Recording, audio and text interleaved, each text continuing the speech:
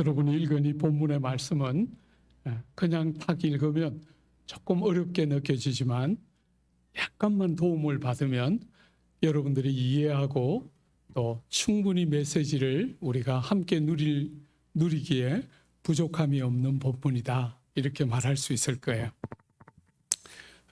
제가 이 본문을 여러분하고 다루게 되는 중요한 이유는 코로나를 지날 때 목사로서 또 그냥 목회를 한 것이 아니라 예배가 제일 중요하다.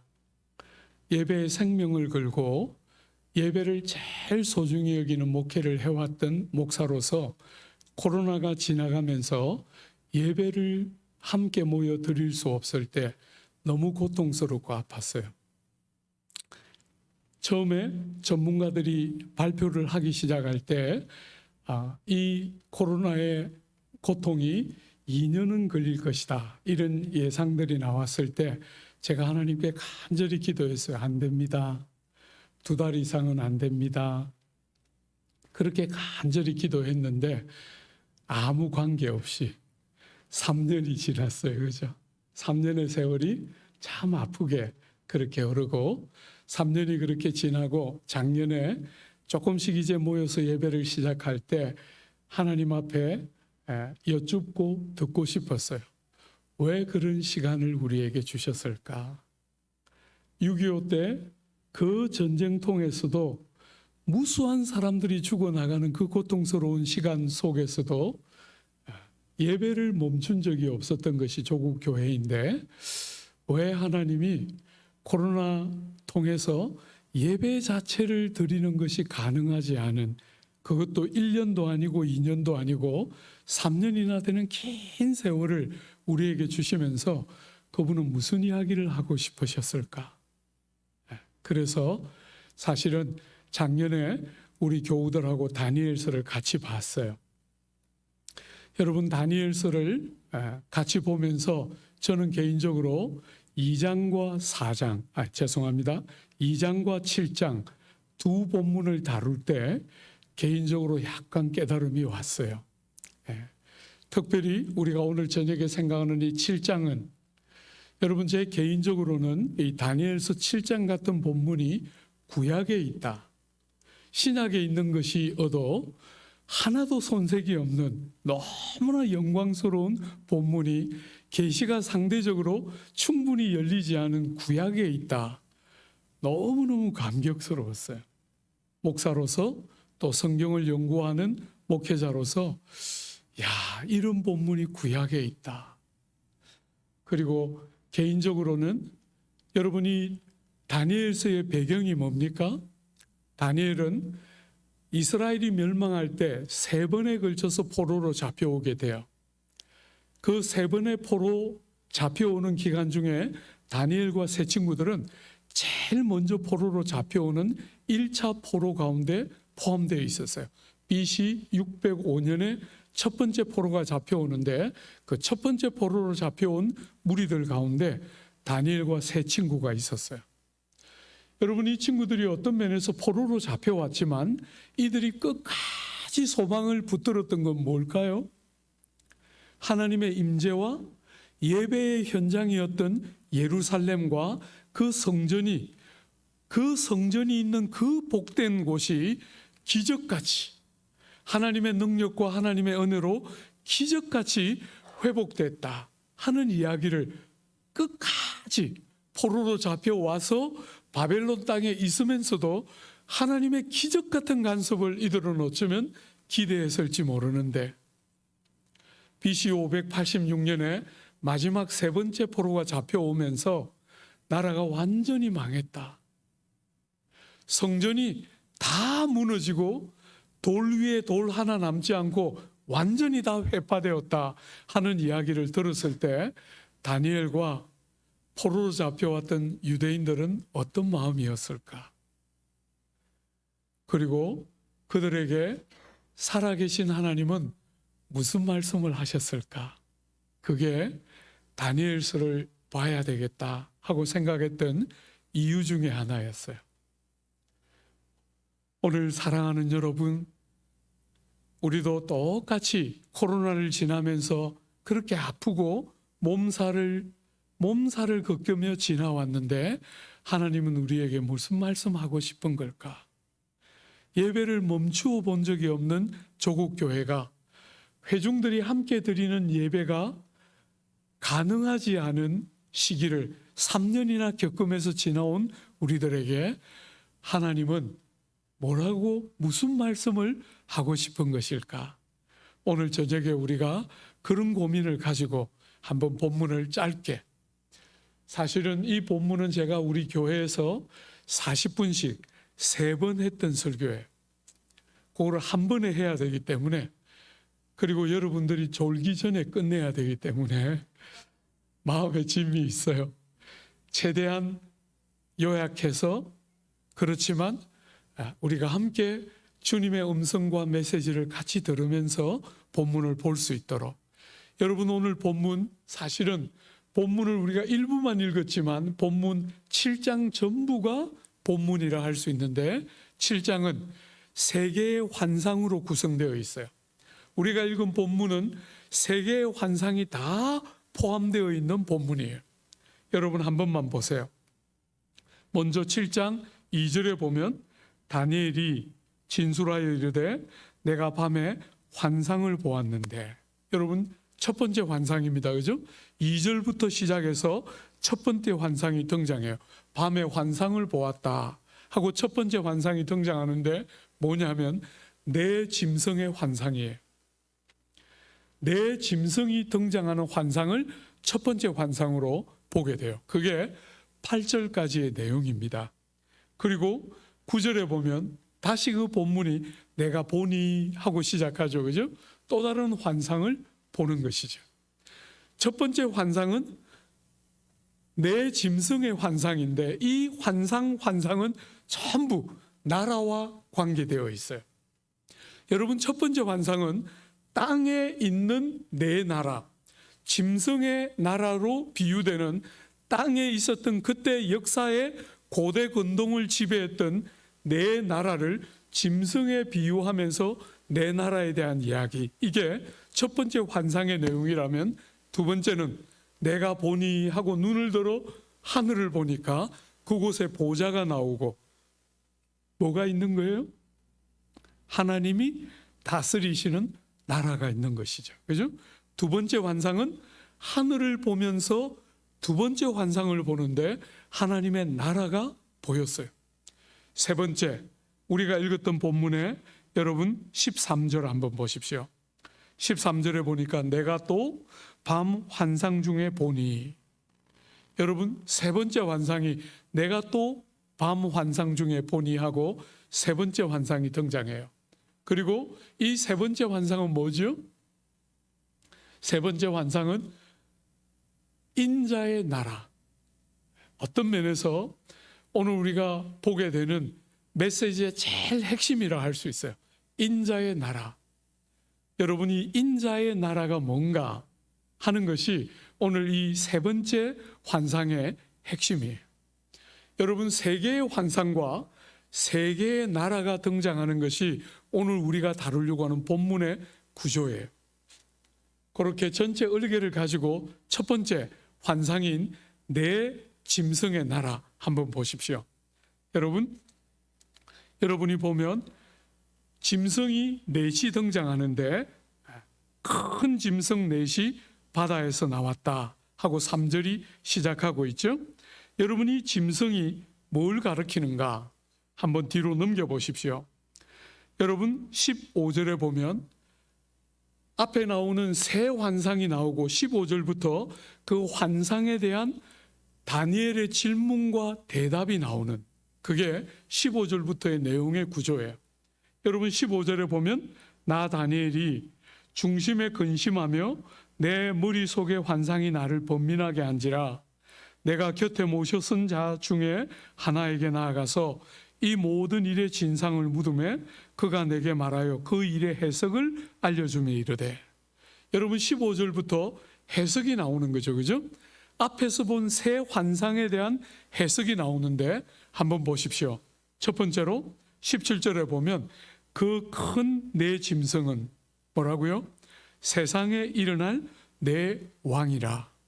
내 왕이라 되어 있는데 더 정확하게 말하면 내 제국이에요. 우리가 빌라델비아 교회에서 오늘 아침에 다니엘서 2장에 나오는 큰 신상의 환상을 다루었거든요. 거기에 내 제국이 등장했는데 사실은 7장에도 똑같은 내 제국이 등장하고 있어요. 한번 짧게 한번 봐요.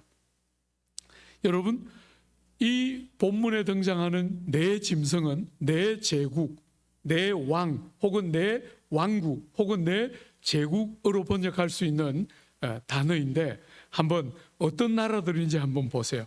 4절에 첫째는 사자 같은데 독수리의 날개가 있더니, 다른 거 시간을 생략하기 위해서 이것만 딱 보면 여러분, 사자인데 독수리의 날개를 가진 사자같이 생긴 짐승, 이게 첫 번째 제국이에요.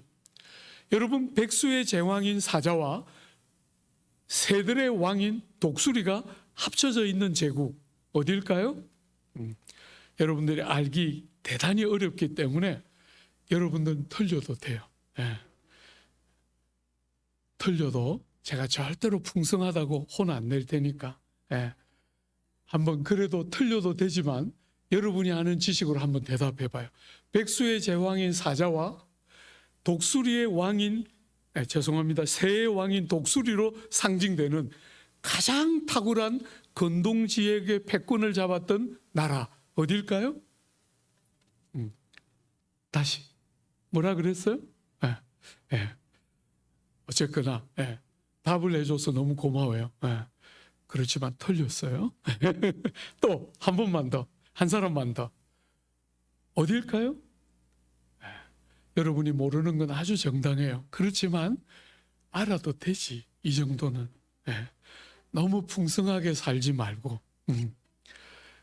사랑하는 여러분, 뭡니까? 바벨론 제국이에요. 바벨론 제국. 우리에게는 상대적으로 먼 이야기지만 바벨론은 고대 근동에서 가장 탁월한 문명을 발전시킨 제국이에요. 공중정원이라고 불리는 세계 7대 불가 사이가 기록되어 있는 나라가 바벨론 제국이에요. 66년밖에 안 되는 짧은 제국의 역사를 가졌지만 아주 탁월한 문명과 문화를 꽃피웠던 나라가 바벨론이에요. 그래서 백수의 제왕인 사자와 새들의 왕인 독수리로 상징되는 첫 번째 짐승, 여러분, 바벨론이에요. 두 번째 한번 보십시오. 여러분, 둘째 짐승은 어떤 짐승입니까? 5절에 보니까 또 다른 짐승, 곧 둘째는 곰과 같은데 그것이 몸 한쪽을 들었고 그 입에 이사에 새 갈빗대가 물렸다. 여러분, 바벨론을 뒤이어서 건동 지방의 패권을 잡은 제국 어디입니까? 다시 페르시아. 페르시아 틀림없는데 성경에는 더 자주 뭐라고 나오죠? 메데바사 제국이에요. 여러분이 곰을 묘사하는 두 번째 짐승인데 발의 한쪽을 들었어요. 그러니까 연합국이 둘인데 메데가 있고 바사가 있는데 한쪽이 훨씬 더 강해요. 바사가 훨씬 더 강한, 그래서 다리를 한쪽을 들고 있는 것처럼 묘사하고 있고 입에 새 갈빗대를 물었어요. 말하자면 이 메데바사 제국이 멸망시킨 큰 대표적인 나라 세 개, 리디아와 바벨론과 애굽이에요. 그 세 개의 갈빗대를 물었다 하는 것으로 상징적으로 표현하고 있죠. 그죠? 메데바사 제국이에요. 세 번째로 여러분 6절 한번 보세요. 그 위에 내가 또 본즉 다른 짐승 곧 표범 같은 것이 있는데, 여러분 이 표범의 특징은 뭐예요? 표범은 아주 날래고 빠른 짐승이에요. 거기다가 지능이 아주 특출한 짐승이에요. 그러니까 이 지금 표범의 특징은 두 가지를 상징적으로 품고 있는 거죠. 빠르고 날렵한 것과 지혜와 총명이 아주 특별한 짐승인데, 거기다가 여러분 우리가 읽지 않은 그 6절 뒷부분에 보면 이 표범같이 생긴 짐승의 등에 새의 날개 넷이 붙었어요. 안 그래도 빠른 표범에 새의 날개가 붙었으니까 굉장히 빠른 짐승을 말하고 있는 것이죠. 여러분이 세 번째 표범으로 상징되는 제국 어딜까요? 짧은 시간에 전 세계의 패권을 장악했던, 가장 짧은 시간에 전 세계의 패권을 장악했던 제국 어딜까요? 여러분이 세계사에서 다 배웠는데 이렇게 풍성하게 여러분, 헬라 제국이죠, 그죠? 알렉산더가 10년 만에 인도 국경까지를 다 정복했어요. 10년 만에. 그 짧은 시간에 세계, 그 고대 건동의 세계를, 인도 국경까지를 다 정복하자 얼마 안 돼서 열병이 걸려서 알렉산더가 죽자 그 제국이 네 쪽으로 갈라지는 거, 그게 세 번째 짐승에 대한 이야기예요. 여러분, 네 번째 짐승 한번 보세요. 오늘 여러분들이 이 첫 번째 환상의 제일 중요한 것은 네 번째 짐승이에요. 네 번째 짐승을 뭐라 말하는지 한번 잘 보십시오. 여러분, 7절에 내가 밤 한상 가운데 그 다음에 본 넷째 짐승은 무섭고 놀라우며 매우 강하며 또 쇠로 된 큰 이가 있어서 먹고 부셔뜨리고 그 나머지를 발로 밟았으며 이 짐승은 전에 모든 짐승과 다르고 또 10뿔이 있더라. 내가 그 뿔을 유심히 보는 중에 다른 작은 뿔이 그 사이에서 나더니 첫 번째 뿔 중에 셋이 그 앞에서 뿌리까지 뽑혔으며 이 작은 뿔에는 사람의 눈 같은 눈들이 있고 또 입이 있어 큰 말을 하였더라. 여러분이 넷째 짐승은 짐승으로 비교를 못해요. 그죠? 앞에는 사자, 곰, 표범 이렇게 짐승으로 비유를 했는데 이 네 번째 짐승은 어떤 특정한 짐승으로 비교를 못하고 있어요. 왜 그랬을까? 정확하진 않지만 추론해 보면 너무 두려워서 제대로 못 봤을 가능성도 있을 거예요. 그죠? 이 아주 무시무시하게 생긴 이 네 번째 짐승 가운데서 10뿔이 등장해요. 여러분, 이런 묵시의 글들의 뿔은 뭘 상징하는 것일까요? 뿔은 왕을 상징하는 거예요. 권세가 있는 왕을 상징하는데 이 네 번째 짐승이 통치하는 그 제국 안에 무수한 왕들이 등장하는 거예요. 여러분, 10뿔이 등장한다 할 때 10이라는 숫자는 완전 숫자이기 때문에 하나, 둘, 열 이렇게 말하는 게 아니고 상당한 정도의 왕들이 등장하고 나면 여러분, 그 10뿔 10이라는 완전 숫자를 가지고 많은 부류의, 그러나 제한된 일정한 숫자로 제한되어 있는 많은 왕들이 등장한 후에 한 작은 뿔이 등장한다는 거예요. 이게 지금 첫째 환상의 핵심이에요. 넷째 짐승 중에 등장하는 한 작은 뿔. 이 작은 뿔을 뭐라고 말했냐면, 여러분 8절 하반절을 한 번만 더 보면 사람의 눈 같은 눈이 있었다. 이게 무슨 말이에요? 뭔가를 보고 있다는 거예요. 아주 총명하고 작은 뿔이 등장했는데, 아주 총명하고 지혜로운 한 작은 뿔이 등장했는데, 그 다음에 큰 말을 했어요. 입을 벌려서 깜짝 놀랄 만한 큰 말을 하는 한 작은 뿔이 등장해요.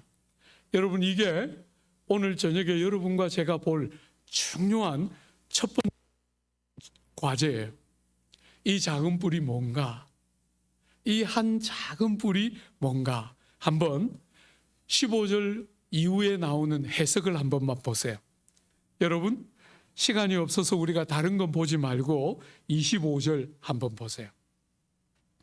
여러분, 25절에 한 작은 뿔이 24절에 등장하는데 그 작은 뿔을 이렇게 해석하고 있죠. 25절 같이 한번 읽어볼까요?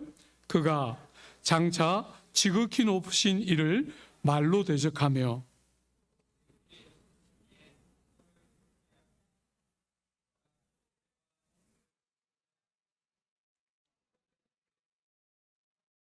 한 때와 두 때와 반 때를 지내리라. 여러분, 이 작은 뿔 어떤 존재인 것 같아요? 이 작은 뿔의 특징이 네 가지로 말을 하고 있어요. 첫 번째 뭐라고 말했죠? 지극히 높으신 이를 대적했어요. 이게 무슨 말이에요? 하나님을 대적했다는 거잖아요. 그죠? 이 작은 뿔이 큰 말을 쏟아냈는데 무슨 큰 말을 쏟아낸 거예요? 하나님을 대적하는 말을 쏟아내고 있는. 그러니까 이 뿔은 어떤 뿔이겠어요? 적그리스도를 상징하는 뿔이지요. 여러분, 우리가 종말에 주님이 오시기 전에 전 세계적으로 교회를 핍박하면서 적그리스도가 일어나서 계시록에 있는 것처럼 여러분, 짐승과 염소와 양으로 상징되는 거짓 선지자와 적그리스도, 짐승으로 상징되는 적그리스도가 등장하는데, 요 지금 다니엘서 7장에도 요 한 작은 뿔로 묘사되고 있는 이 인물은 전형적인 적그리스도의 대표적이고 상징적인 인물을 가르치는 거예요. 지극히 크신 하나님을 말로 대적하고, 첫 번째. 두 번째로 여러분 뭐 했습니까? 두 번째로 보면 지극히 높으신 이의 성도들을 괴롭게 한, 하나님의 백성들과 교회를 핍박하고 괴롭게 한다는 거예요. 사랑하는 여러분, 이단들과 잘못된 교훈을 가르치는 교회나 그런 무리들에게 가면 그 사람들은 자기들이 믿는 대로 믿으면 여러분이 고난을 면할 수 있다고 가르쳐요. 종말에.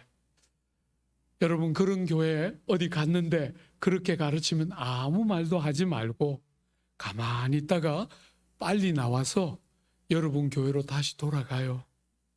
무슨 말인지 알겠죠? 여러분이 성경을 어디를 열어도 여러분이 예수 믿고 복을 받을 뿐 아니라 고난을 면하게 한다 하는 대목은 없어요. 예수 믿는 우리의 삶에 고난이 있고, 특별히 주님이 오실 직전이 되면 적그리스도가 일어나서 교회와 성도를 핍박한다는 거예요. 큰 환란이 오게 되는 적그리스도적인 인물, 바로 그것이 오늘 본문이 말하는 작은 뿔이 말하는 주제예요. 세 번째, 여러분이 고난과 핍박을 이 작은 뿔에 의해서 받게 될 텐데, 세 번째 어떤 일을 합니까? 한번 보세요. 25절에 그가 또 때와 법을 고치고자 할 것이며, 여러분, 때와 법을 고친다는 거예요. 자연법. 우리가 지금까지 세상을 살아가면서 이것은 정말 누가 뭐라 해도 부정할 수 없는 자연법이고 도덕법이고, 예수 믿는 사람으로서 우리가 생명처럼 여기는 절기와 신앙의 자유 같은 것들은 너무너무 중요한 주제인데 이걸 손댄다는 거예요. 여러분, 제가 이 본문을 묵상할 때 죄송합니다, 여러분. 우리가 사는 이 세상도 벌써부터 일정한 정도로 어그러지고 있다. 남성과 여성이 우리가 생각하는 자연법인데, 서구의 무수한 소위 말하는 선진국들이 남성과 여성만 존재하는 게 아니라 제3의 성이 존재하고 얼마든지 내가 선택할 수 있다고 생각하는, 하나님이 생각하는 법을 어그러뜨리고 있어요. 그죠? 자연법, 도덕법 같은 것들이 어그러지고 있어요. 여러분, 그런 것들이 깨뜨려지면서 어느 순간부터 주의를 지킨다. 벌써 우리는 일부 그런 아픔을 겪고 있어요. 그죠? 우리가 유튜브를 통해서, 줌을 통해서 예배를 드리고 이 코로나의 아픈 기간을 지나왔기 때문에 사람들은 예배당에 꼭 가야 되나 이렇게 물어요. 혹시 여러분 가운데도 그런 분 계시면 저는 여러분이 꼭 가야 된다 이렇게 대답해 주고 싶어요. 사랑하는 여러분, 우리가 코로나를 지나면서 유튜브와 줌으로 예배를 드렸던 것은 어쩔 수 없는 선택이지, 그게 회중이 모여 함께 드리는 예배를 대체할 수 있는 것이라고 전혀 동의할 수 없어요. 사랑하는 여러분, 절대로 그렇게 안 해야 하는데 그렇게 벌써 우리가 겪고 지나왔기 때문에 예배당에 모여서 예배 못 드린다 하는 이 작은 뿔이 나와서 그런 법을 뜯어고치고 바꿀 때 적지 않은 사람이 쉽게 받아들일 수 있는 길은 열렸다. 이런 생각을 저는 이 본문 묵상할 때 참 두렵게 묵상했어요. 여러분이 첫 번째 환상이 주는, 여러분과 저에게 주는 제일 중요한 교훈은 그 다음에 네 번째, 이 작은 뿔이 어떤 일을 하는가 하는 네 번째 이야기가 핵심이에요. 한번 보세요. 여러분 25절 네 번째 항목이 뭡니까? 성도들은 그의 손에 붙임 받아 한 때와 두 때와 반 때를 지나리라. 여러분, 성도들이 고난을 통과하는데 한 때와 두 때와 반 때의 고난을 겪게 된다는 거예요. 그 적그리스도적인 인물인 작은 뿔이 등장해서 성도들이 깊은 고난을 통과하게 하는데 그 고난이 시간이 있다는 거예요. 시간이 있어서 한 때와 두 때와 반 때의 고난의 때를 성도들이 통과하게 된다는 거예요. 여러분 꼭 기억해야 해요. 어떤 어리석은 자들은 고난이 없는 종말이 있을 거라고 믿지만 그렇지 않습니다. 여러분이 성경 어디를 열어도 성도와 고난이라는 주제를 분리해서 다룰 수 없는 게 신약 전부의 주제예요. 여러분, 신약 성경 어디를 열어도 성도와 고난이라는 주제는 모든 신약 성경의 가장 대표적인 주제 중에 하나가 성도와 고난이라는 주제예요.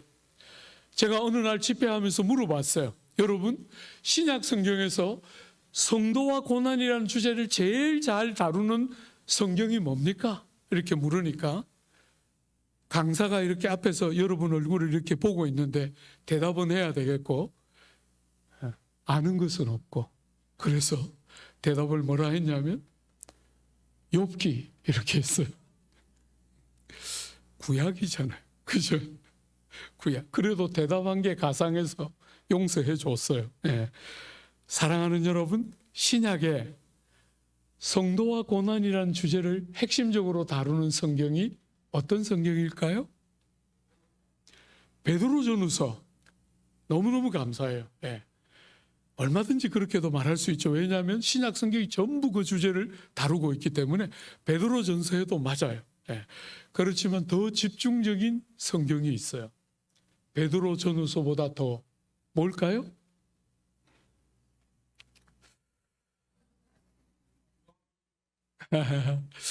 답을 이렇게 일찍 맞히면 제가 여러분들을 혼내면서 느끼는 기쁨을 다 뺏기는데, 네. 요한계시록이에요. 요한계시록은 고난당하는 교회를 위한 하나님의 선물이지요. 요한계시록 전체는 사실은 미래를 말하는 게 목적이 아니라 고난을 통과하는 하나님의 성도들이 그 고난을 어떤 눈으로 보아야 하나 하는 것을 가르치는, 고난을 다루는 정말 대표적인 신약 성경이 요한계시록이에요. 사랑하는 여러분, 여러분과 저의 삶에도 고난이 있고 종말에는 주님이 이 땅에 오시기 전에는 큰 고난이 있고, 여러분 오늘 특별히 이 다니엘서의 역사적인 배경을 한번 생각해 봐요. 나라를 잃었어요. 포로로 잡혀갔습니다. 하나님의 특별한 기적 같은 역사를 기다리면서 믿음을 버티면서 지켜내고 있는 그 백성들을 향해서 주님이 무슨 말씀을 하는 거예요? 얘들아, 조금 지나면 형용할 수 없는 더 큰 고난이 오게 될 것이다. 이렇게 말하고 있다. 주 안에 사랑하는 여러분, 온 세상은 고난이 없는 형통에 대한 끝없는 신화를 만들어내는데 성경은 그렇게 말하지 않고, 너희들이 참 아픈 시간을 지나왔지만 나라 빼앗기고 먼 땅으로 포로로 잡혀왔는데 너희들 앞에 더 큰 고난이 있다. 여러분, 실제로 이 역사적인 배경, 이 첫 번째 환상이 주는 역사적인 배경을 대부분의 학자들은 안티오쿠스 4세 에피파네스, 여러분 혹시 이름 들어보셨어요? 안티오쿠스 4세 에피파네스. 여러분이 안 들어도 못 들어봐서도 괜찮아요. 왜냐하면 그런 것을 다루기에는 본문이 너무 어려워서 여러분들을 그런 거 다 알아야 한다고 생각 안 해요. 그건 정말 몰라도 괜찮아요. 그렇지만 유대의 역사에서 히틀러가 등장하기 전까지 유대인들이 가장 지긋지긋하게 미워했던 인물이 안티오코스 4세 에피파네스예요. 여러분, 그가 성전을 더럽히고 그가 성전을 더럽혔을 때 마카비의 반란, 여러분 한 번씩 들어보셨을 거예요, 그죠? 마카비 형제들이 반란을 일으켜서 성전을 정결케 했던 일이 일어났던 이유가 안티오코스 4세 에피파네스 때문이에요. 여러분, 그런 인물들, 말하자면 역사의 특정한 시점에 그런 인물들이 등장하면서 주님 오시기 2세기 전에 안티오코스 4세 에피파네스 같은 인물, 주님 오신 직후에 네로 같은 인물, 여러분 디오클레티안이라는 그 황제, 로마의 황제, 오늘 근세기에 오면 히틀러나 스탈린이나 막스나 레닌 같은 그런 무수한 사람들이 일어나서 교회와 성도들을 무참하게 죽였던 그런 인물들은 말하자면 적그리스도의 상징적인 인물로서 한 특정한 인물을 가리키는 게 아니고 하나님의 때가 가까워질 때 하나님이 그 백성들이 때가 가까움을 알도록 열어주신 적그리스도의 상징적인 인물이 역사 안에 대표적으로 일어났고, 오늘 본문의 이 작은 불의 대표적인 인물은 안티오코스 4세 에피파네스라 할 수 있어요. 근데 여러분, 오늘 이 첫 번째 환상이 여러분과 저에게 하고 있는 교훈이 뭐냐면, 이 큰 고난이 올 때, 이 교회에 대한 대대적인 박해가 일어날 때 여러분이 꼭 알아야 하는 게 뭐냐면 그 고난의 때가 한 때와 두 때와 반 때라는 거예요. 어떤 학자들은 이 다니엘서 4장에 7때라는 표현이 나와요. 느부갓네살 임금이 7때 7년을 정서장애로 고통하는 그 다니엘서 4장에 등장하는 내용인데, 그 4장에 7때가 7년으로 해석되기 때문에 여기 한 때와 두 때와 반 때도 3년 반으로 해석하고 싶어하는 학자들이 있어요. 근데 여러분, 이 다니엘서처럼 특별히 다니엘서 7장 뒷부분은 대부분 환상에 대한 이야기이기 때문에 이런 상징성이 굉장히 강한 성경들을 해석할 때는 문자 그대로 3년 반 하고 해석하면 성경이 어그러지게 돼요.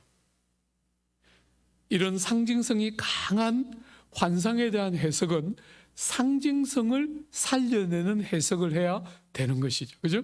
3년 반이 아니라 핵심이 뭘까? 여러분이 코로나를 지나면서 다 겪었던 것처럼 사람들이 다 고난이 딱 오면 전부 다 어떻게 생각해요? 빨리 끝나기를. 그죠? 고난이 빨리 끝나주기를. 그게 한때인 거예요. 한때. 고난이 딱 오면 대부분의 고난을 경험하는 성도들이 어지간히 신실해도 고난이 빨리 끝나주기를 기대하는 마음, 그게 한때라고 말하면 실제는 어떻게 돼요? 적지하니 저는 2달 이상 안 된다 그랬는데 주님은 3년, 그죠? 3년. 우리가 생각할 때 짧게 끝나기를 원하는데 실제 우리의 경험은 한때보다 훨씬 더 길어요. 그래서 그게 뭐죠? 2때입니다. 2때. 생각보다 고난이 길어지니까 성도들이 낙심하고 다치고 넘어지려고 하니까 성도들을 사랑하시는 하나님이 그 때를 단축시키는 거죠. 그죠? 그게 뭡니까? 반때입니다. 반때. 사랑하는 여러분, 한때와 두때와 반때라고 말할 때 어떤 학자들이 생각하는 것처럼 3년 반이라고 못을 박아서는 안 되는 이유가, 절대로 하나님이 그렇게 하지 않고 이 첫 번째 환상을 가지고 여러분과 저에게 말씀하고 싶어하는 핵심은 뭐냐면, 여러분이 큰 고난을 통과할 때 꼭 잊지 말고 뭘 기억하라는 거예요? 때가 정해져 있다는 거예요. 때가. 하나님께서 여러분이 어떤 고난을 통과하더라도 때가 정해져 있는 고난을 통과하고 있다는 거예요. 우리는 다 한때로 끝나기를 원하지만 우리의 생각보다 길어서 2때가 될 때 절대로 낙심치 말고 하나님이 우리를 긍휼히 여기시고 사랑하시는 하나님이 때를 단축시켜서 반대가 되게 하는 날이 틀림없이 와서 우리의 때를 단축시키면서 이 고난의 아픈 시기를 통과하고 지나가는 은혜를 주실 줄 믿어야 한다. 이게 첫 번째 환상이 보여주는 여러분과 저를 향한 메시지의 첫 번째 중요한 내용이에요. 여러분, 우리는 고난을 통과할 때 많은 사람들이 이 고난이 끝날 것 같지가 않아요. 목사님, 저는 정말 세상 사람들 보기에도 아무것도 아니고 아무도 나를 중요하게 여기지 않고 저는 이렇게 고난 받다가 제 인생이 마치는 게 제 운명인 것 같아요. 사랑하는 여러분, 그런 거 없습니다. 그런 거 없습니다. 성도인 우리에게 운명 이런 거 없습니다. 제가 우리 빌라델비아 교우들에게는 한 번씩 말했는데, 우리 사랑하는 청년 여러분, 저는 5살 때 아버지하고 어머니가 이혼해서 홀아버지 손에 평생 자랐어요. 소위 말해서 결손가정에서 컸습니다. 그래서 어릴 때부터 정말 되는 일이 없구나, 나는 인생이 꼬일 대로 꼬여서 되는 일이 아무것도 없구나. 아내를 만나서 결혼을 했어요. 엄마 없이 컸기 때문에 얼마나 아내를 잘 사랑하려고 결심하고 결혼했겠어요. 그죠? 그런데 하필이면 만났는데 천적을 만났어요. 그때 제 좋다는 자매도 있었는데 하필이면 그때 눈에 콩깍지가 씌어가지고 아내를 만나. 그래서 아내랑 대판 부부싸움하고 결혼한 지 3개월 만에 조그마한 방 2개 쓸 텐데 아내는 여기서 울그락불그락하면서 화를 내고 있고 저는 옆방에 가서 막 울었어요. 그렇게 힘들 때 제가 늘 하나님 앞에 18번처럼 하는 거 있거든요. 하나님, 제가 엄마 안 주신 거 용서해 드립니다. 그런데 아내는 좀 제대로 주셔야 될 거 아닙니까? 제가 막 그 다른 방에 가서 막 아내 안 듣는데 막 하나님 앞에 불평했어요. 어떻게 실수로 이런 아내를 줄 수 있습니까? 에? 아내는 좀 제대로 주셔야 될 거 아닙니까? 내가 이렇게 아프게 컸는데 저를 이렇게 좀 잘 받아주는 그런 아내 좀 주셔야 될 거 아닙니까? 제가 하나님 앞에 막 이렇게 때를 썼더니 주님이 저보고 마음속에 너는 너를 이렇게 옹냐옹냐 해주는 아내를 원하지? 이러시다. 제가 당연하지요. 당근입니다. 엄마도 없이 컸는데 아내는 그런 아내를 주셔야 될 거 아닙니까? 주님 저보고 마음속에 나는 생각이 다르다. 나는 누가 너의 상처를 만져도 안 아픈 사람 되도록 만드는 거, 그게 내가 너한테 기대하는 거다. 여러분, 제가 세월이 이만큼 흘러놓고 보니까요, 제가 어릴 때 그렇게 아프게 컸다고 봐주는 사람 아무도 없더라고요. 우리 목사님 어릴 때 상처투성이로 컸으니까 이 말은 하면 안 돼, 저거는 봐드려야 돼, 저거는 배려해야지, 그런 사람 아무도 없더라고요. 전부 다 만져요.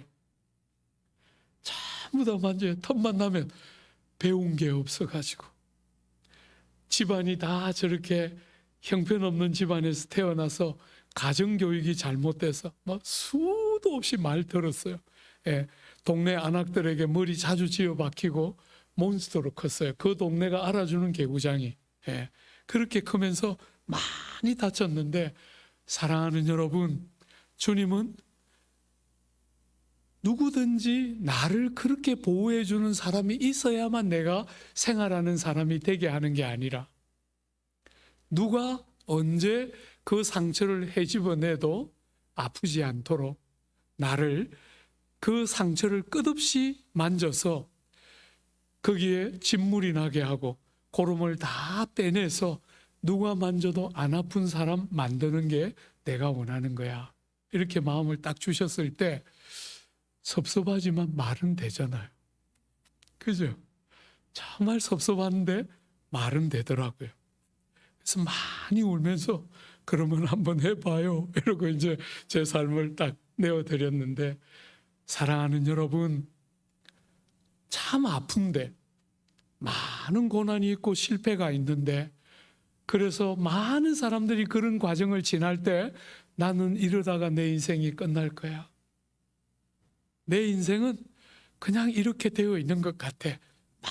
많은 사람들이 그렇게 생각하는데, 이 첫 번째 환상에 나오는 한 때와 두 때와 반 때는 여러분과 저에게 뭐라고 말하는 것입니까? 어떤 고난을 통과하더라도 하나님이 정해놓은 시간을 벗어날 수 없다.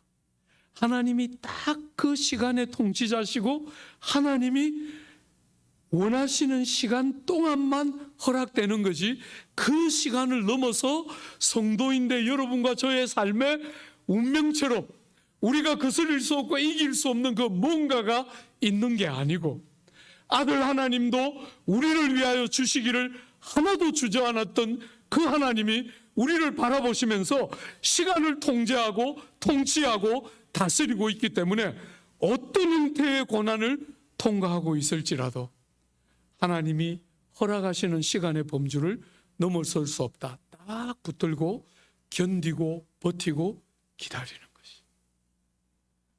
사랑하는 여러분, 무수한 청년들과 성도들이 저에게 와서, 목사님, 저의 약점은 오래 못 참는 거예요.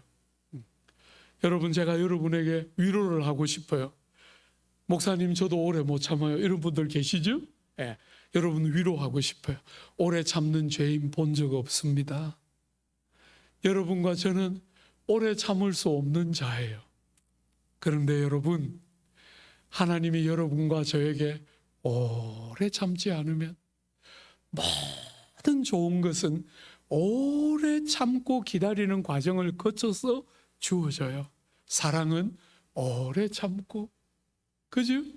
사랑은 오래 참고, 하나님이 딱 보시면서 여러분과 저를 보면서 너는 내가 검정한 성품과 열매를 가지고 있구나. 검정한 성품과 열매, 그게 뭡니까? 환난은 인내를, 인내는 연단을 할 때 그 연단이라는 게 검증된 성품이에요. 여러분이 하나님이 보시기에, 사람들이 보기에 이 사람은 정말 예수쟁이 같다 하는 게 어떤 과정을 거친다고요? 고난이 오는데 그 고난을 기다리고 참고 하나님을 인내하고 하나님을 신뢰하면서 절대로 내 방식대로, 내 경험대로, 내 논리대로, 내 제한된 한계에 있는 논리를 가지고 재단하지 않고 하나님께 딱 기다리면서, 하나님이 정한 시간을 넘어설 수 없다고 하셔서 딱 붙들고 주님을 신뢰하며 기다리는 그 인내하는 과정이 없이는 좋은 것은 생기지 않아요. 그냥 주어지지 않습니다. 사랑하는 여러분, 그러므로 저는 여러분들이 어떤 삶을 사는지 일일이 다 모르지만, 여러분이 큰 고난이든 일상의 평범한 고난이든 고난을 통과할 때 나는 흙수저를 물고 나서 나는 어쩔 수 없이 이렇게 망하도록 되어 있는 사람이다. 아닙니다. 여러분, 절대로 아니에요. 하나님은 그런 분이 아니십니다. 하나님은 우리를 보고 때를 단축시키는 한 때와 두 때와 반 때에 때를 단축시키시며 당신이 허락하시는 시간까지 우리의 어떤 고난이 제한되어 있다는 사실을 딱 기억하는 것, 이게 첫 번째 환상이 주는 중요한 교훈이에요.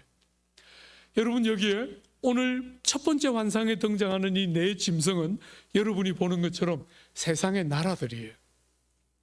세상의 제국들인데, 이 제국들은 로마서 13장에 있는 것처럼 모든 권세는 하나님께로 나는 거잖아요. 하나님께서 이런 권세와 제국들을 세우면서 뭐 하는 거예요? 의로 통치하면서 죄를 지음으로 세상을 문란하게 하는 것을 막고 세상의 질서를 일정한 정도로 세워가는 것이 세상 권세와 나라의 중요한 역할인데, 오늘 본문의 첫 번째 환상에 등장하는 이 네 나라는 하나같이 짐승으로 묘사되고 있어요. 나라들이 하나님이 주신 그 귀한 권세를 가지고 사회의 일반적인 질서를 건전하게 유지하는 것이 아니라 짐승처럼 변하여 권세를 변질시킬 때, 여러분이 잘 보십시오. 로마가 그렇게 짐승같이 바뀌었고, 공산 국가가 그렇게 짐승같이 바뀌어서 교회와 성도들을 그렇게 물고 뜯고 죽였고, 여러분 검색기에 유대인들을 그렇게 많이 히틀러가 학살할 때 그런 정부의 권세가 건강하게 질서를 유지하는 데 사용되는 게 아니라 짐승처럼 이 귀한 생명을 물고 뜯고 하는 짐승같이 변질될 때 큰 고난이 오게 되는 거예요. 여러분, 그런 고난이 올 때 여러분과 제가 어떻게 해야 합니까? 두 번째 환상, 눈을 들어서 하늘을 봐야 해요. 땅에 있는 나라들이 짐승처럼 돌변할 때, 하나님이 주신 권세인데도 하나님을 두려워하지 않고 짐승처럼 그 권세를 가지고 하나님을 대적하고 성도를 핍박하고 교회를 박해할 때, 그럴 때 여러분들에게 두 번째 환상, 눈을 들어서 하늘을 보는 일을 해야 해요. 땅이 짐승들로 가득 찼다, 그렇게 느낄 때 절대로 소망이 없다 이렇게 말하지 말고 눈을 들어서 하나님의 나라를 보는 것이죠. 여러분, 그때 뭐가 보입니까? 9절 한번 보십시오. 여러분, 9절 우리 같이 한번 읽어볼까요? 9절입니다. 내가 보니 왕자가 놓이고 예측부터 항상 계시니가 좌정하셨는데 그의 옷은 희기가 눈 같고 그의 머리털은 깨끗한 양의 털 같고 그의 보좌는 불꽃이요 그의 바퀴는 타오르는 불이며 불이 강같이 흘러 그의 앞에서 나오며 그를 섬기는 자는 천천히요 그 앞에서 모셔 쓴 자는 만만이며 심판을 베푸는데 책들이 펴놓였더라. 눈을 들어서 딱 보니까 하늘에 뭐가 있어요? 왕자가 있는 거예요. 왕이 앉아서 통치하는 왕자가 있는 거예요. 사랑하는 여러분, 이 이스라엘 백성들이 가장 많이 하나님 앞에 무슨 질문을 했겠어요? 나라를 빼앗기고 성전이 다 회파되고 이스라엘 백성과 나라가 완전히 멸망했을 때, 다시는 돌아갈 수 없는 것 같은 그 질고와 고통을 겪었을 때 하나님 어디 계십니까? 하고 물었을 거 아니에요. 제가 이 다니엘서를 열면서 1장 제목이었어요.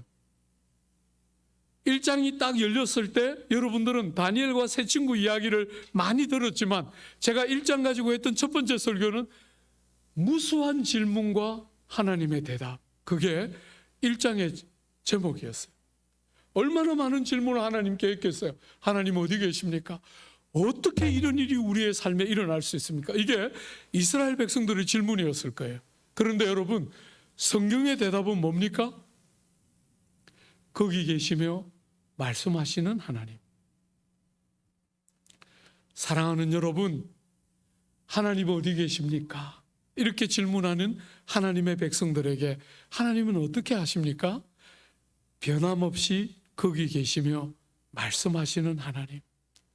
온 세상이 하나님이 주신 권세를 가지고 하나님을 섬기고 사람을 섬기는 그런 권력이 아니라 그 권력들을 가지고 짐승처럼 돌변하면서 하나님의 사람들, 고귀한 하나님의 백성들을 핍박하고 교회를 핍박하는 권력으로 변질되고 짐승같이 달라질 때 여러분과 저는 눈을 들어 하늘을 주목할 때 여러분과 제가 뭘 볼 수 있습니까?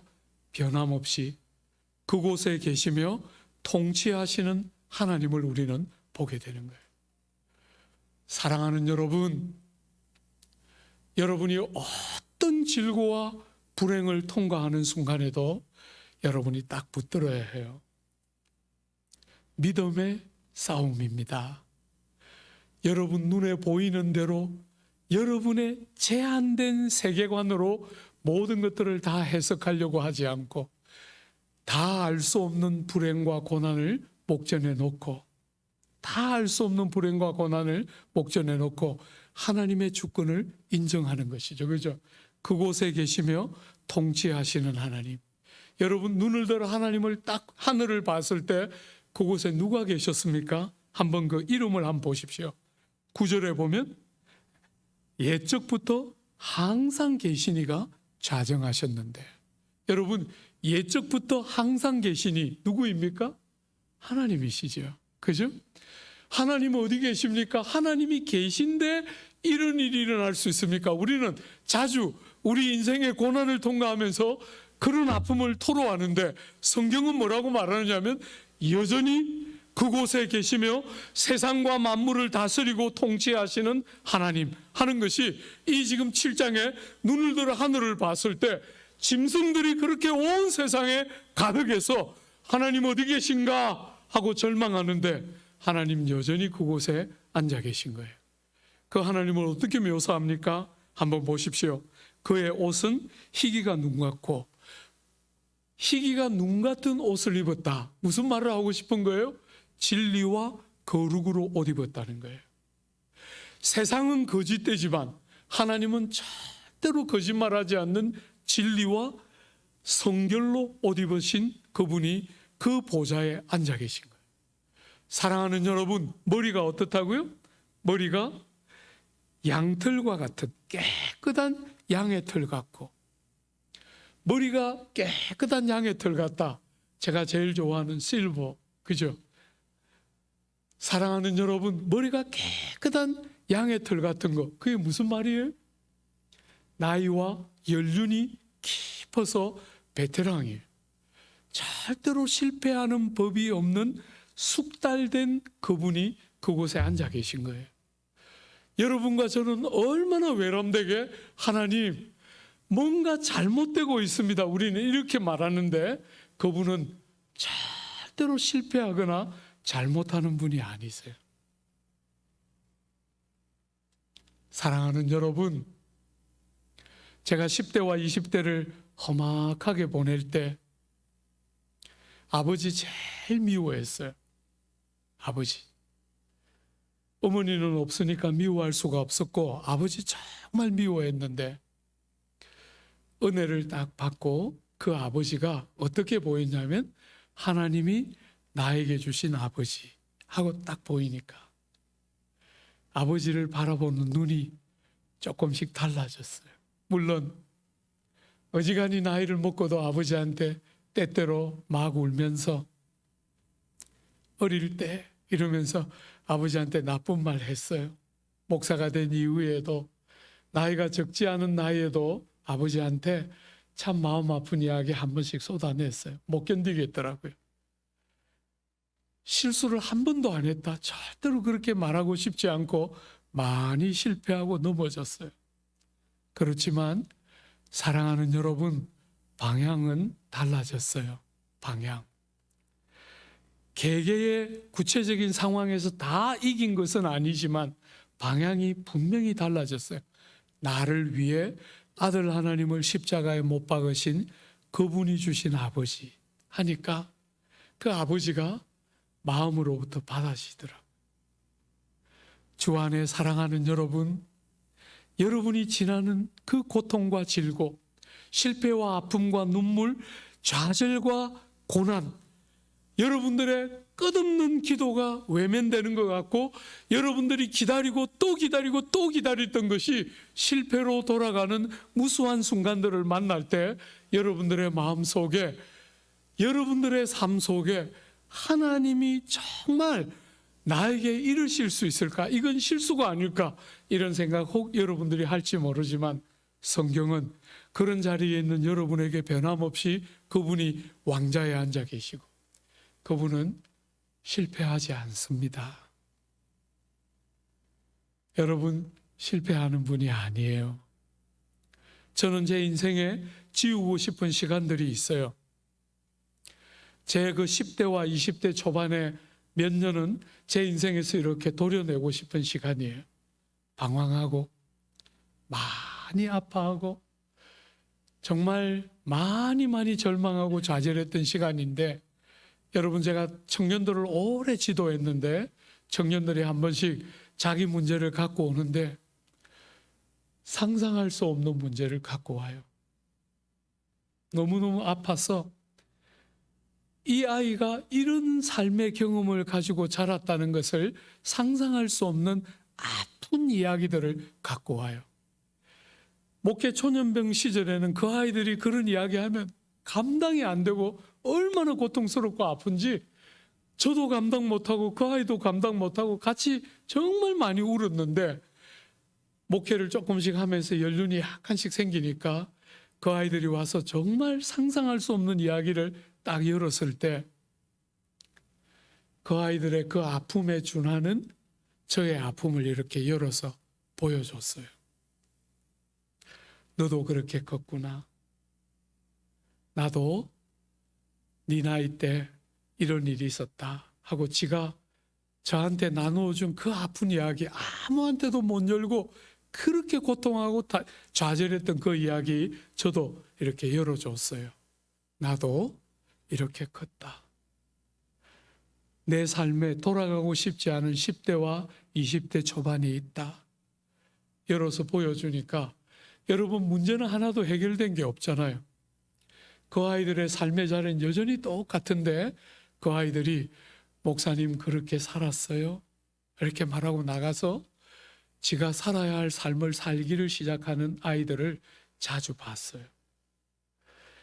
아이들의 눈에 저는 그저 서울에 있는 어떤 대학을 나와서 영국에 유학을 마치고 그저 남들처럼 다복한 가정에서 컸다고 막연하게 생각했는데 자기 같은 경험이 있는 거잖아요. 문제를 해결해 준 것은 아닌데 자기처럼 같이 자랐다는 것이 어느 순간에 그 아이들을 어떻게 살리는 것이 딱 보였을 때 그때 처음으로 깨달아졌어요. 버리고 싶은 그 과거가 사람을 살리는 제목으로 하나님 손에 바뀌는 역사를 본 거죠. 저는 안 돌아가고 싶은데 하나님은 왜 그때 그런 아픔을 주셨는지 상상도 안 되는데, 아무에게도 말하고 싶지 않고 누구에게도 보여주고 싶지 않는데, 사랑하는 여러분, 그 아픈 사람들에게는 사람이 살아나는 제목이 될 때 제가 그때 깨달았어요. 하나님이 우리에게 영생을 주셨다 이렇게 말할 때 그 영생이 긴 시간만을 말하는 게 아니고 사는 것처럼 사는, 제대로 된 삶을 사는 참된 생명, 그런 뜻도 있고, 여러분, 버릴 것이 아무것도 없이 세상은 이런 건 실패고 저런 건 성공이라고 끝없이 이름을 붙이기를 좋아하는데, 그래서 저도 제 인생을 볼 때 이런 건 파내고 없었으면 좋겠고, 제가 사랑하는 아내나 사랑하는 사람들이 과거의 그런 상처들은 몰랐으면 좋겠는데, 희한하게 목회를 하면서 사람들을 도와보니까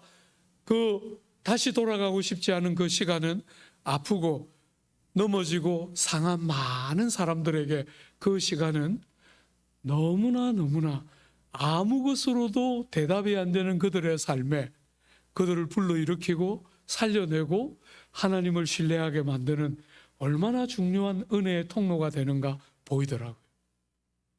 사랑하는 여러분, 여러분들이 지금은 때때로 여러분의 생에 하나님이 나에게 어떻게 이렇게 하실 수 있을까?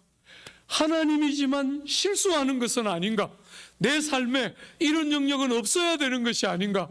혹 여러분들은 그렇게 생각할지 모르지만 하나님은 여전히 그곳에 계시고 흰 옷, 거룩과 진리로 옷 입으시고 머리가 흰 양털과 같은 머리를 가지고 계셔서 그냥 초보자들이어서 쉽게 실수하고 쉽게 하고 나서 잘못했다고 말하는 그런 분이 아니라 베테랑이어서 절대로 실패하거나 실수하지 않고, 여러분이 볼 때 실패 같은데 성공과 비할 바 없는, 아무것도 잃을 것이 없게 만들고 버릴 것이 없이 만드는, 여러분의 생의 모든 것들이 하나같이 보석같이 빛나는 영생, 여러분의 인생에 아무것도 버릴 게 없게 만드시는 그 하나님의 신실한 보좌와 통치가 여러분이 불행과 고난을 통과하는 그 시간에도 변함없이 주님이 그 보좌에서 통치하고 다스리고 계시다.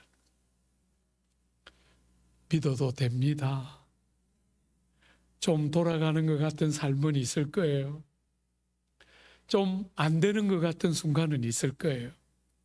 여러분, 제가 28에 아내랑 26에 결혼하고 28에 국방부로부터 편지를 한 통 받았어요. 국방부에서 저한테 편지를 보냈는데 우리가 오래 기다렸다, 이렇게 편지가 왔어요. 네. 징병영장이 온 거죠. 28에 아내랑 결혼도 하고. 여러분, 제가 외동아들이니까, 그죠? 엄마 없이 큰 외동아들이니까 당연히 군대 안 가는 거잖아요. 병무청에 몇 번 가서 확인했는데 군대 안 가는 거예요. 그래서 26세 아내랑 결혼도 했는데 28에 난데없이 병무청에서 편지 왔어요. 우리가 오래 기다렸는데 이제 더 못 참겠다. 그래서 28에 군대 갔습니다. 논산에 입대해가지고 자대에 떨어지니까 29살이었어요. 육군 이등병이었는데 29살. 여러분, 대위들도 다 저보다 어렸어요. 고참들이 대부분 7살, 6살 동생들이었고, 하필이면 하나님은 또 그렇게 갈구실 때는 표가 나도록 갈구세요. 여러분, 저를 보내셨는데 제가 하나만 기도했어요. 결혼했기 때문에 아내가 있으니까, 그죠? 아내가 면회 오기 좋은 것으로, 어디든지 관계 없으니까, 아내가 서울에 있으니까 어디든지 그쪽에 가깝도록, 제일 먼데 7시간 걸리는데 강원도 양구 땅으로. 여러분 아십니까? 인제가도 원통하지 않아. 양구가 있으니까 그곳으로 보냈어요. 최전방으로. 여러분, 최전방으로 갔는데 군부대 생활한 우리 형제들은 다 알겠지만 대부분은 나이가 너무 많으니까 대부분은 잘해줬는데 꼭 한둘 있잖아요. 그죠? 저것을 군인 만들이라. 여러분, 이 나이에 29에 군대 갔는데 군인 만들어서 뭐 할 거예요? 그죠? 그런데 저것을 군인 만들고 말리라 하면서 사명감을 가지고 저를 군인 만들려고 하는데 잘 자고 있는데 밤에 이렇게 고참 하나가 깨우는 거예요. 여러분, 그때 대부분 제가 그때 나이가 그렇게 많아서 가니까 고참들이 밤에 깨우면 대부분 라면을 끓여놓고 깨우더라고요. 너무 불쌍하니까 라면 먹이려고. 여러분, 참고로 저는 라면은 대학 시절에 다 뗐기 때문에 자취하면서 수많은 라면을 다 마스터했기 때문에 대학을 졸업하고는 한 번도 라면을 먹어본 적이 없어요.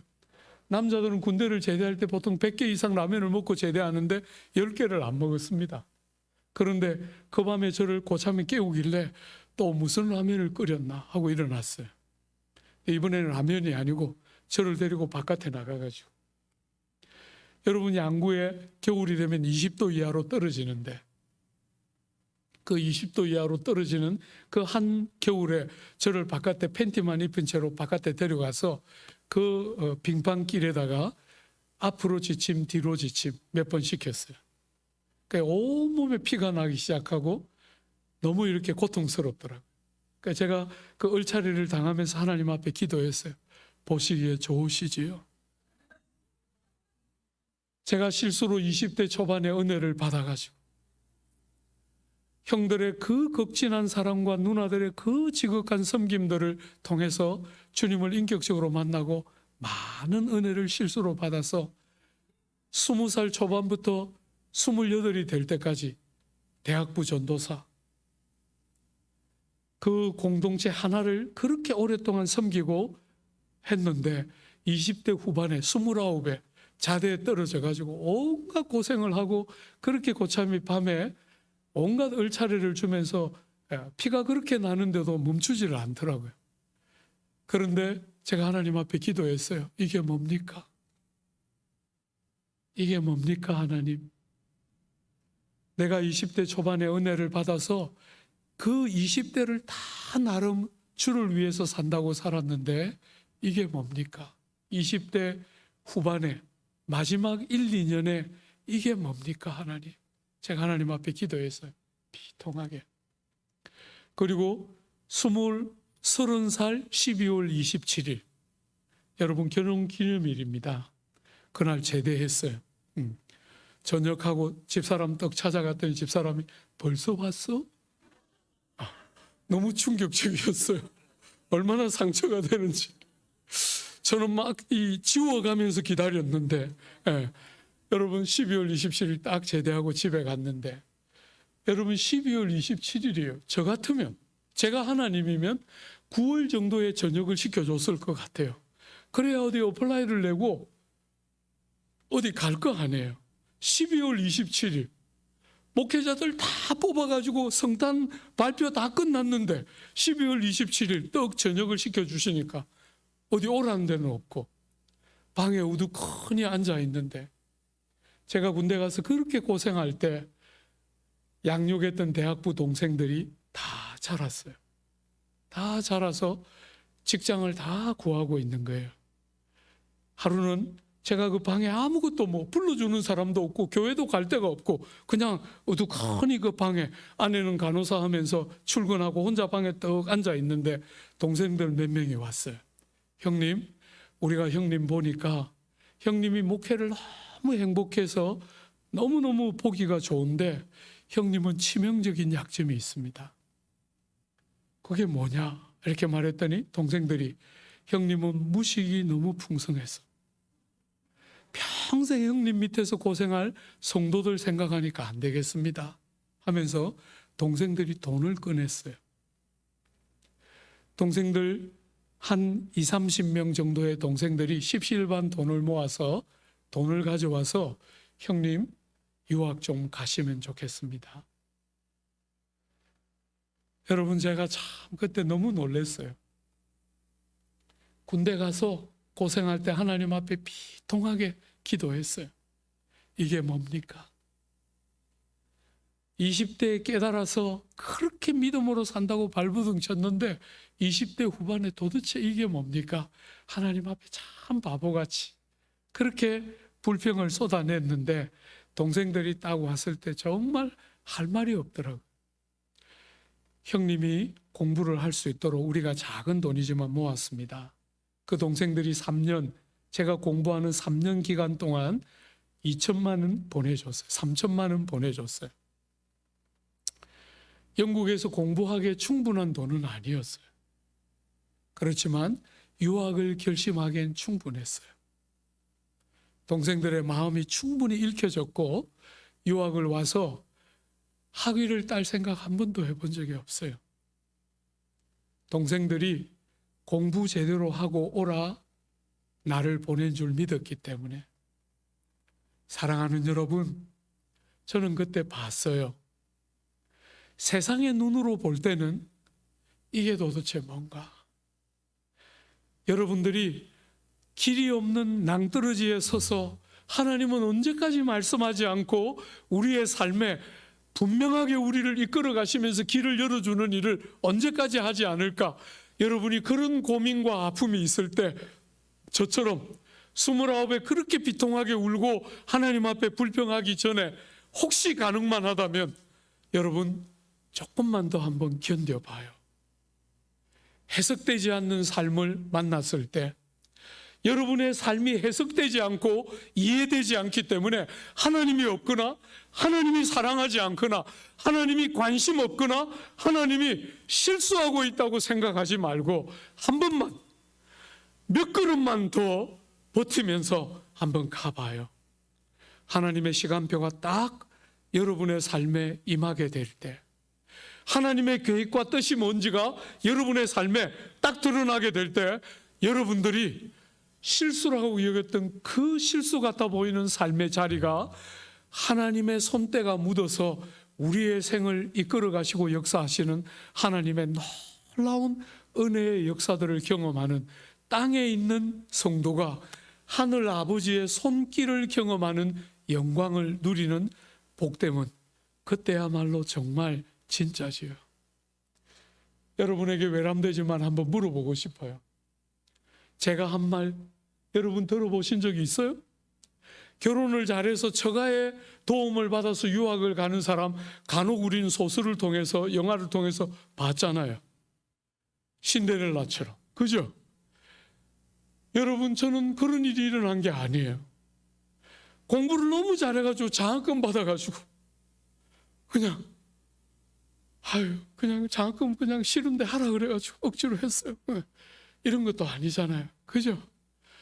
사랑하는 동생들이 공동체에서 양육하고 섬기고 제 20대를 다 쏟아부었던 그 동생들이 자라서 직장을 구하고 결혼만 했어도 아내가 옆에 이렇게 벌겋 눈을 뜨고 이렇게 보기만 했어도 그런 일은 안 일어났을 텐데, 주로 시골에서 올라온 촌놈들이 많았는데 이 녀석들이 촌에서 올라와 가지고 갑자기 목돈을 지니까 혼이 잠시 나가면서 돈 쓸 데도 없고 이러니까, 그죠? 저 불쌍한 형이나 돕자 하면서 동생들 몇 명이 돈을 모아서 제가 영국 유학을 마칠 때까지 3년 동안 3천만 원 저에게 보내줬어요. 사랑하는 여러분, 세상은 끝없이 여러분에게 여러분은 안 된다 이렇게 말하고, 여러분은 씨가 다르고, 여러분은 어떤 사람들과 벌써 집안부터 다르다, 온갖 이야기들을 세상은 쏟아내지만, 사랑하는 여러분, 우리가 믿는 하나님이 세상과 만물의 통치자입니다. 여러분이 고난을 통과하는 순간에도 그분은 변함없이 그곳에 계시고 그분은 실패하는 분이 아닙니다. 실패 같아 보이는 생은 있지만 몇 걸음만 더 가보면 실패 같은데, 주 안에 사랑하는 여러분, 실패 같은데 실패가 아니고 여러분이 살 뿐 아니라 다른 사람이 사는 기가 막힌 길이 열립니다. 여러분, 오늘 이 고난을 통과하고 있는 하나님의 백성들에게 하늘을 보고, 그 하늘을 보니까 하나님이 앉아 계시고 그 옆에 누가 있습니까? 요거 하나만 더 보십시오. 여러분, 그 밑에 우리가 아까 읽었던 10절 한번 보십시오. 불이 강처럼 흘러 그의 앞에 나오며 그를 섬기는 자는 천천히요 그 앞에 모셔 선 자는 만만이라. 여러분, 그 앞에 그분을 섬기고 그분을 수종드는 종들이 몇 명입니까? 천천히요 만만이에요. 이게 무슨 말입니까, 여러분? 천천히요 만만이다. 그 시절에 표현할 수 있는 제일 큰 숫자입니다. 제일 큰 숫자. 오늘 우리 시대로 바꾸면 조 하면 되겠죠, 그죠? 그 앞에 모셔 서 있는 하나님을 수종드는 일꾼들이 조가 넘는다는 거예요. 그래서 그분이 말씀만 딱 떨어지면 종들이 바로 수종들어서 당신의 일을 성취하는 것은 식은 죽 먹기 같은 거예요.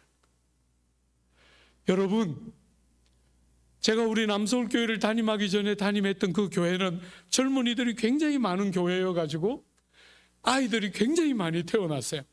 주보에 3주에 2명꼴로, 3주에 2명꼴로 어느 집에서 낳습니다, 어느 집에서 뭐 낳습니다, 아들 낳습니다, 딸 낳습니다. 이 아이 태어난 광고가 3주에 2명꼴로 늘 교회 주보 광고의 핵심 내용이 아이 태어난 광고일 만큼 많은 아이들이 태어났고, 제가 그 교회를 떠날 때까지 7년 동안 그 교회 10년 넘게 담임했는데 7년 동안 영아부가 80명 이하로 떨어져 본 적이 없어요.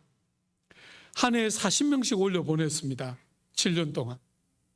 중고등부는 나누지도 못했어요. 너무 젊은 세대들이니까. 중고등부는 거의 없는데 영아부만 80명, 한 해에 40명씩 올려 보낼 만큼 아이들이 굉장히 많이 태어나는 젊은 교회예요.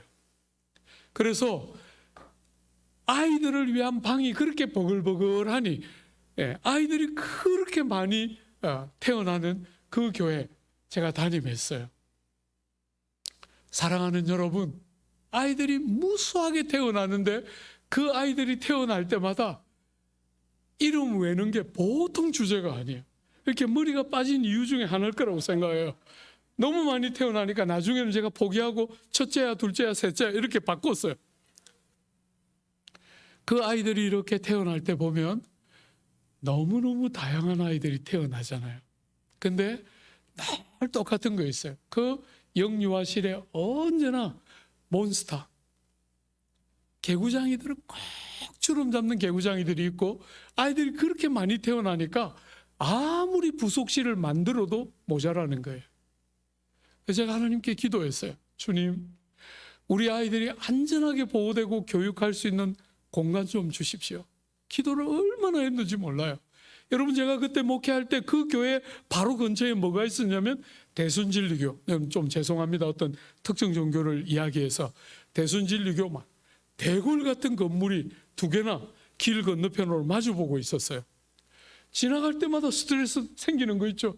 이것들도 이렇게 큰 거 있는데 우리는 상가 3층에 조그만 공간에 아이들 그냥 얼마나 부화가 나는지, 주님 도대체 이것들은 가짜인데, 죄송합니다 여러분, 이것들도 이렇게 주시면서 왜 나는 안 주십니까? 주님 앞에 기도하니까 남산에 저를 데리고 가시고, 얘야 저 밑에 보이는 거 다 너 거야. 제가 주님께 아뢰었어요. 주님, 저는 그렇게 욕심이 많지 않습니다. 저거 다 안 주셔도 됩니다. 우리 아이들 마음껏 뛰어놀고 안전하게 보호받을 수 있는 공간 하나만 주세요. 절대로 공간은 안 주시고 틈만 나면 저거 너 거야. 저는 안 지고 말했습니다. 나는 욕심이 그렇게 많지 않습니다. 저건 용기 형님 주십시오. 나는 저거 다 필요 없습니다. 아무리 대답해도 주님 말씀 안 하시고 늘 저거 다 제 거라 그러셨어요. 어느 날 깨달아지더라고요. 왜 주님은 저에게 늘 남산에 데려가서 저거 다 네 거라 하셨을까? 저는 겸손하고 마음이 욕심이 없어서 작은 공간 하나면 됩니다, 이렇게 제 자신이 겸손한 것처럼 표현했지만 어느 순간에 보이더라고요. 사랑하는 여러분, 죄 중에 태어나서 끝없이 자기를 주장하는 이 미련하고 악한 우리가 하나님을 인정하면서, 하나님을 의지하면서, 하나님을 신뢰하는 믿음으로 사는 이 믿음의 근육이 얼마나 안 만들어져 있는 거예요. 그죠? 여러분이 결정적인 순간에 힘을 쓰려면 근육이 만들어져 있어야 하는 거거든요. 근육이 없으면 아무리 원해도 이게 힘이 안 써지는데, 여러분이 믿음을 사용하려면, 구체적인 삶의 자리에서 믿음을 사용하려면 믿음의 근육이 만들어져 있어야 될 거 아니에요. 그런데 주님이 얘들아 저거 다 너 거니까 믿음으로 딱 받고 주님의 때를 기다리면서 신뢰하면서 기다리면 된다, 그렇게 말씀하신 건데, 저는 겸손을 가장하면서 다 안 주셔도 되고 하나만 주시면 됩니다. 말은 그랬지만 실제로 내용은 뭐예요? 눈에 보이게 손에 만져지게 한번 해봐요. 저거 다 안 줘도 되니까 제발 눈에 보이고 손에 만져지고 내가 원하는 대로 한번 해봐요. 계속 하나님께 그렇게 신랑이 하고 있는 거잖아요. 하나님은 얘야 그게 아니고, 그게 핵심이 아니고, 나를 인정하고 나를 기다리고 나를 신뢰하고 나를 의지하고 절벽 같아 보이는 길을 한 걸음 딱 내디뎌 봐. 주님 그렇게 우리에게 말씀하시는 거죠. 사랑하는 여러분, 고난이 올 때 기간이 제한되어 있다는 사실을 꼭 잊지 말고 기억할 뿐 아니라, 하나님이 변함없이 그곳에 계시고 여러분이 믿음의 근육을 연단하면서 하나님을 신뢰하고 의지하며 기다리는 것, 이게 두 번째 환상이 여러분과 저에게 보여주는 거예요. 마지막 세 번째, 짧게 한 번만 더 봐요. 사랑하는 여러분, 오늘 이 세 번째 환상은 인자가 구름을 타고 항상 계신 그분 앞으로 오는 그림이 세 번째 환상이에요. 여러분이 본문 다니엘서 7장에 등장하는 인자가 누구입니까? 여러분이 잘 아는 것처럼 신약에 오셔서 예수님이 자주 자기를 인자는 머리 둘 곳도 없도다, 인자가 하늘 구름을 타고 오는 것을 너희가 보리라, 그렇게 말씀하셨던 그 주님이 당신을 상징적으로 말할 때 사용했던 인자라는 표현은 다니엘서 7장에서 주님이 가져오신 거예요. 다니엘서 7장에 등장하는 이 인자로 상징되는 세 번째 환상에 등장하는 이 인자는 어떤 인물로 등장하는지 한번 잘 보십시오. 여러분, 세 번째 환상 13절이에요. 한번 보십시오. 13절 같이 한번 읽어볼까요? 또 내가 밤 환상 중에 보니 인자 같은 이가 하늘 구름을 타고 옛적부터 항상 계신 이에게 나아가 그 앞으로 인도되매 맞아 읽을까요? 그에게 권세와 영광과 나라를 주고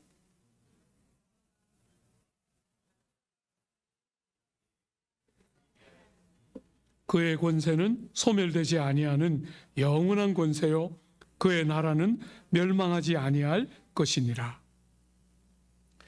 여러분, 우리가 어릴 때 들었던 다니엘 설교는 다니엘과 세 친구들의 믿음의 무용담인 것 같이 우리는 배웠지만, 사랑하는 여러분, 제가 묵상하고 연구하면서 깨닫게 된 것은 다니엘서 전체의 주제는 오늘 바로 본문에 있는 이 이야기예요.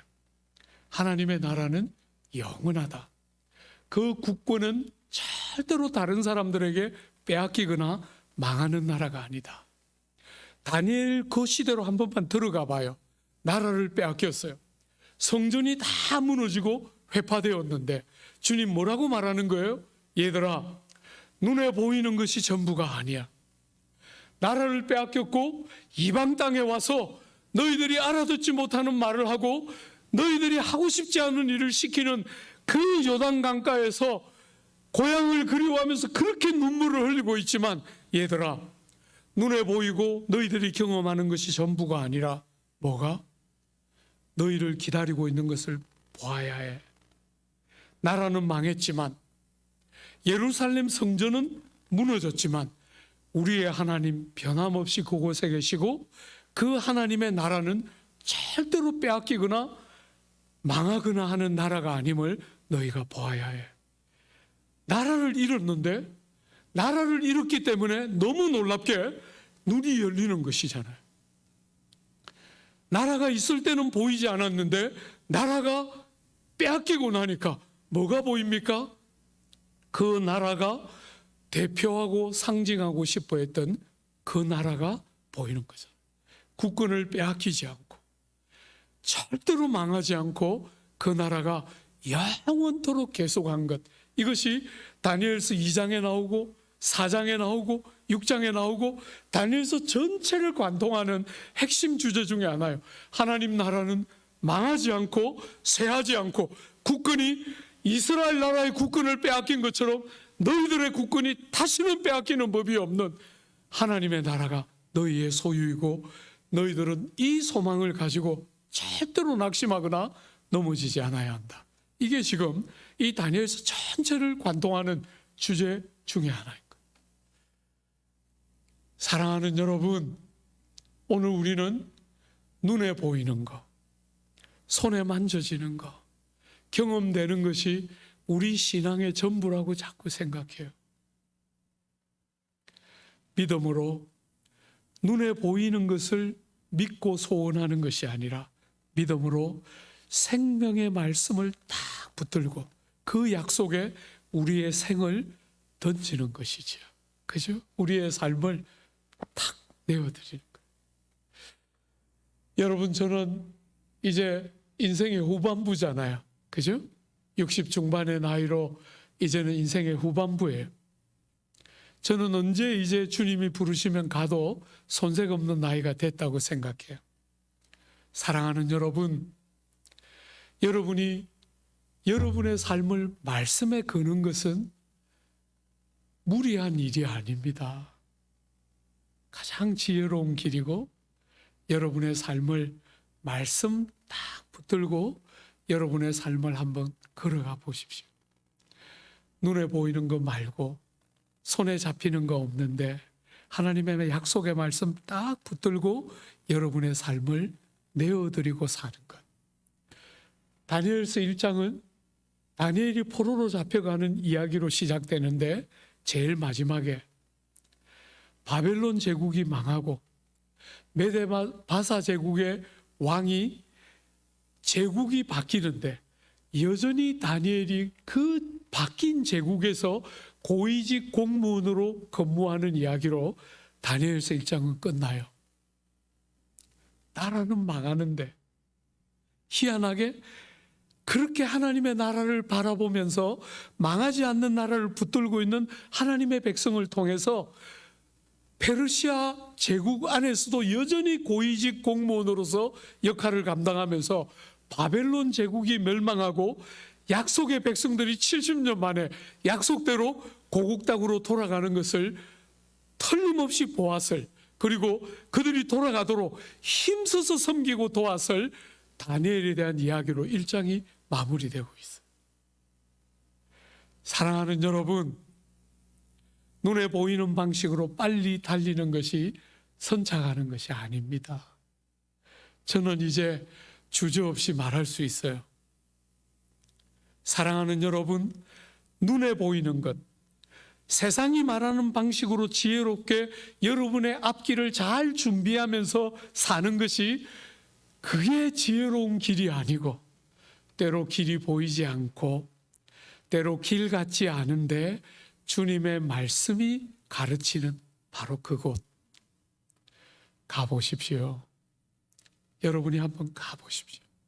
보장되지 않는 것 같지만, 그래서 두려움이 있고 자신 없음이 있지만, 그래서 하나님을 더 많이 찾을 수밖에 없고 더 깊이 주님을 만날 수밖에 없고, 하나님을 의지하는 믿음의 건축이 거듭거듭 만들어지면서 너무 놀랍게 길이 없는 곳 같은 곳에 길이 열리는 영광을 보게 될 겁니다.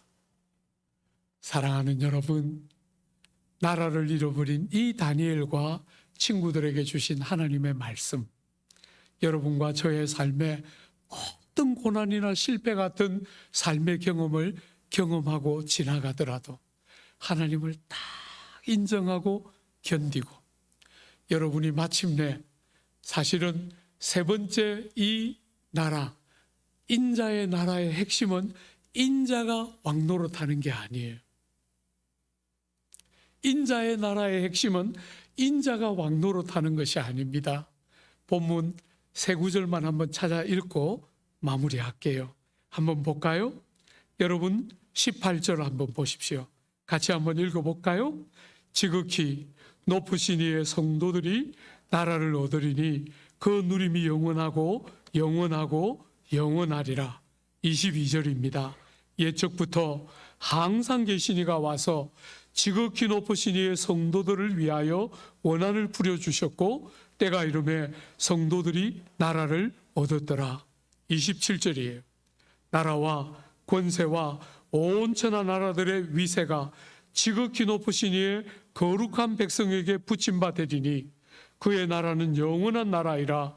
모든 권세 있는 자들이 다 그를 섬기며 복종하리라. 여러분이 인자의 나라가 누가 다스립니까?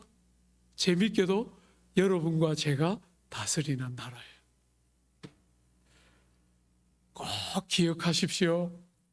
여러분이 실패의 저 구렁텅이 밑에서 고난과 핍박의 저 좌절과 아픔 가운데서 여러분을 기다리고 있는 제일 마지막이, 성경은 뭐라고 말하느냐면 그분과 함께 영원토록 왕노릇하고 다스리는 것, 그게 여러분이고 저라고 말하고 있다는 것.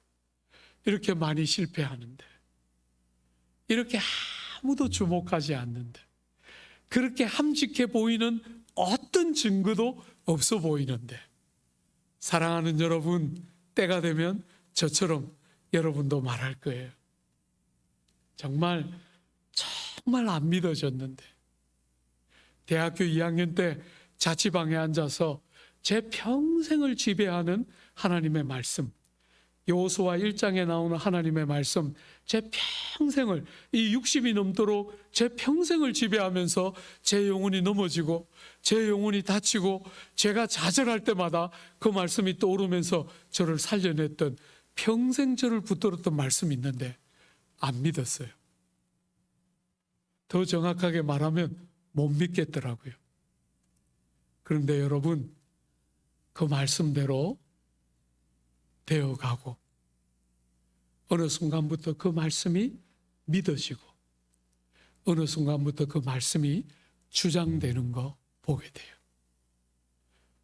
우리 사랑하는 귀한 청년들과 귀한 교우 여러분, 여러분의 삶에 나라를 다 이룬 백성에게 주신 이 하나님의 말씀이 고난과 실패를 경험하는 많은 순간마다 여러분을 이렇게 세우고 마침내 주와 함께 영원토록 왕노릇하는 영광이 여러분의 결국인 줄 딱 믿고 실패하지 않은 신실한 믿음의 삶을 끝까지 살아주시기를 기대하고 축복합니다.